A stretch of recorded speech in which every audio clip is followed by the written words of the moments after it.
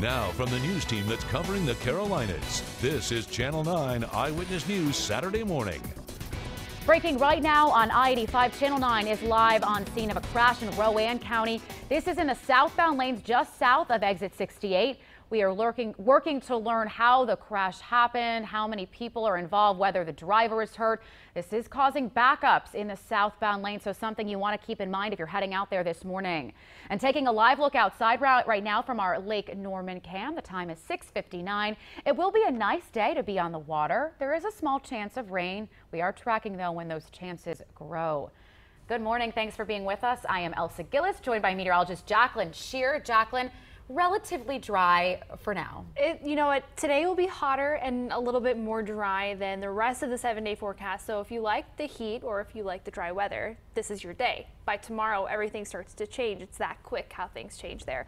Here's a look right now at early morning Doppler 9. We're sweeping an entirely clear image this morning. So the perfect start to your Saturday morning, the perfect start to your weekend. Here's your weekend outlook, though. We start to see those showers pop up this evening. Only about a 20% chance today, but by tomorrow, that chance ramps up to a 40% chance, and they continue climbing. Here's a look at that 7-day rain chance. It really does just slowly climb all the way up to 60% Tuesday and Wednesday, and then drops off just a little bit. But this is all because of a cold front, believe it or not, that also gives us a little bit of a break in those temperatures. I'll tell you how much it'll cool down. Plus, if you're headed out to the 24 hours of booty to support those racers, I'll have that forecast for you for the rest of the day. A veteran CMPD helicopter pilot accused of sex crimes against a teenager has had all charges against him dropped. Eyewitness News reporter Stephanie Tinoco is digging through records to find out what changed in the case. Porter was placed on unpaid leave back in February. Court documents show there was not enough evidence to prosecute him. CMPD says that officer is still on unpaid leave. 28 charges against this veteran CMPD officer have been dropped. Exactly 5 months ago, CMPD arrested Matthew Porter due to sex crime allegations from 2009. Court documents show a 17-year-old who lives in Nevada made the allegations about Porter during an interview about an unrelated sexual assault. She told a counselor at an at-risk teen center in Nevada, Porter, a helicopter pilot with CMPD, fondled her multiple times while she lived in Charlotte from July 2009 to July 2012, and that her family didn't believe her. She reported the sexual incident happened all while her mother and Porter's wife were present in the room. Porter denied the accusations.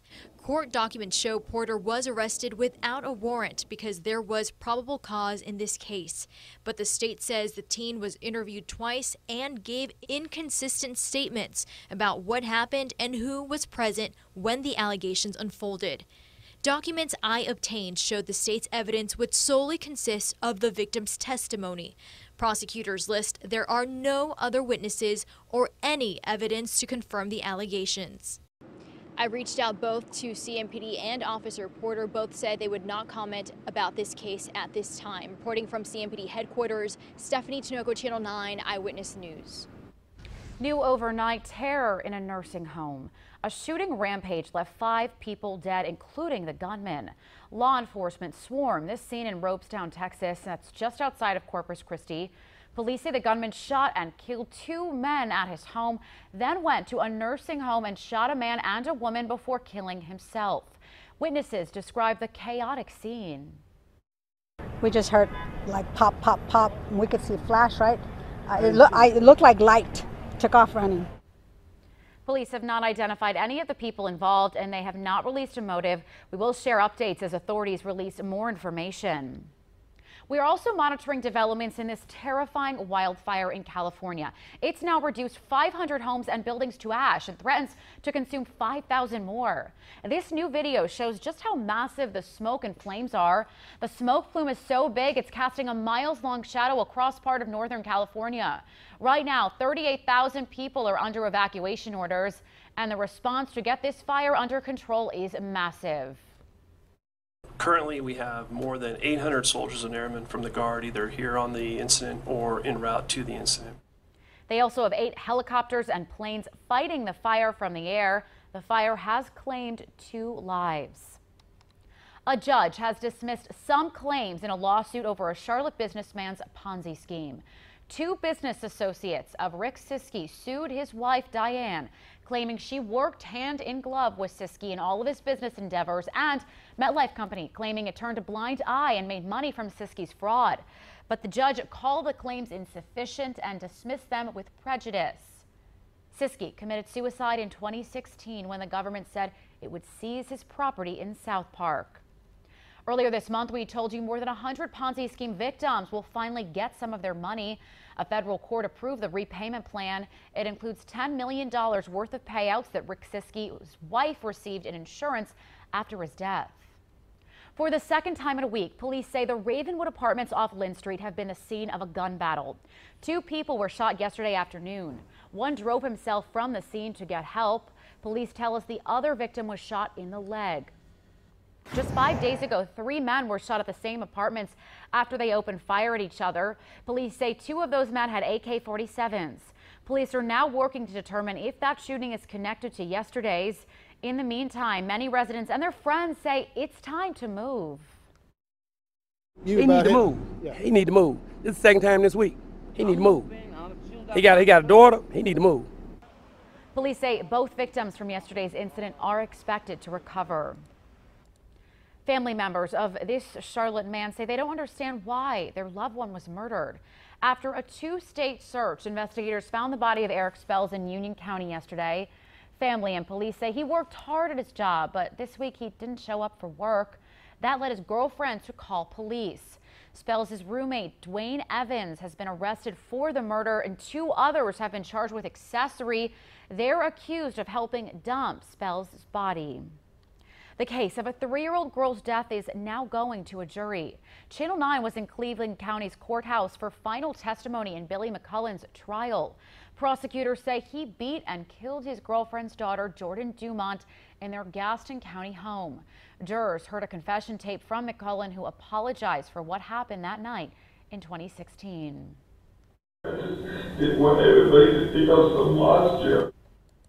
McCullen says he did not cause some of the injuries found on Jordan's body.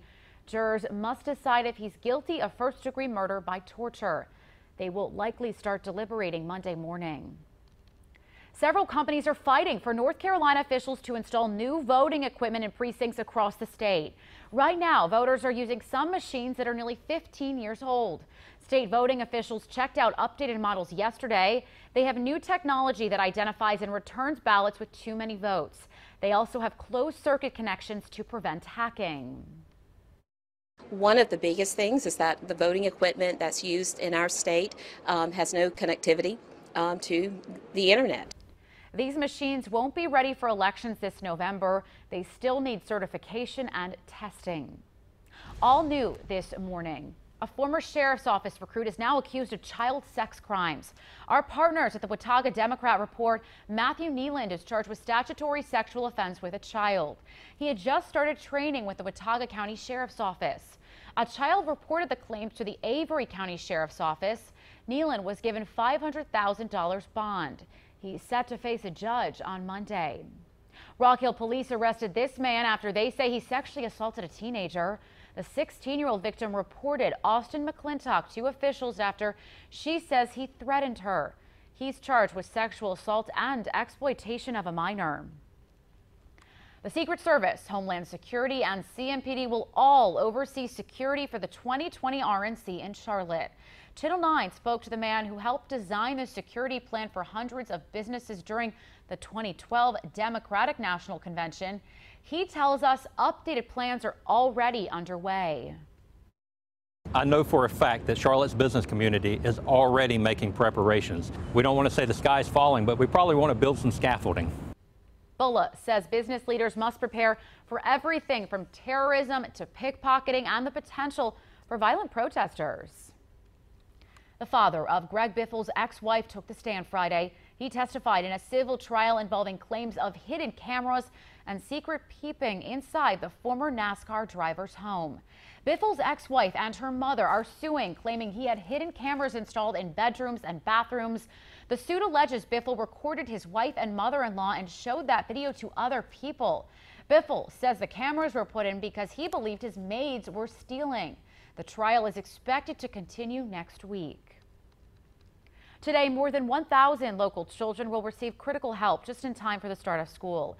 It's the Back to School Children's Fair happening from 9 to 2 at the Camino Community Center in Northeast Charlotte. The center hopes to provide 1,500 free backpacks and school supplies to low-income and uninsured families. Children will also get free physicals. Right now, more than 1,000 locals are near the halfway point of an exhausting fundraiser. They are taking part in 24 hours of booty, walking or biking for 24 straight hours to raise money to fight cancer. It started at 7 last night in Myers Park and will last until 7 tonight. That means several roads will be closed all day. Traffic Team 9's Mark Taylor has alternate routes around those closures.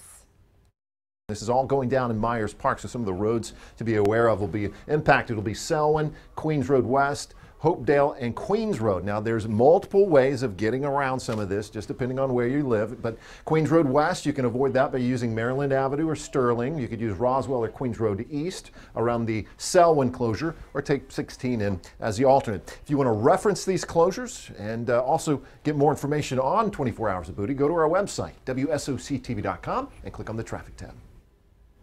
7:10 right now, a live look outside from our Charlotte cam. If you're just waking up with us, it is going to be a warm day. Meteorologist Jacqueline Scherer has your updated forecast in Severe Weather Center 9. And you know what? It's a nice one, especially if you like that dry weather. But if you don't like the heat, this might not be the day for you. Cooler temperatures are on the way, though. Here's a look at your wake-up weather. 72 degrees at 7 a.m. By 9 a.m., we're near the 80s, not quite there. We're only hitting 90 today, but it is pretty humid out there, so it'll feel more like the mid to low 90s. A cool down again, though, on the way. We'll take a look at it in just a few minutes. Still ahead this morning, nearly 80 dogs found living in terrible conditions. All new at 7:45, why authorities say the owner thought he was helping them. At 7:30, violent protests are not scaring locals from going on a mission. To me, I have to do this. If I don't do it, then what else do I do with my life? The risks the Charlotte group is taking to deliver critical supplies to people in need. But first, as the Panthers continue training camp, the impact moving camp away from Spartanburg would have on the economy and fans.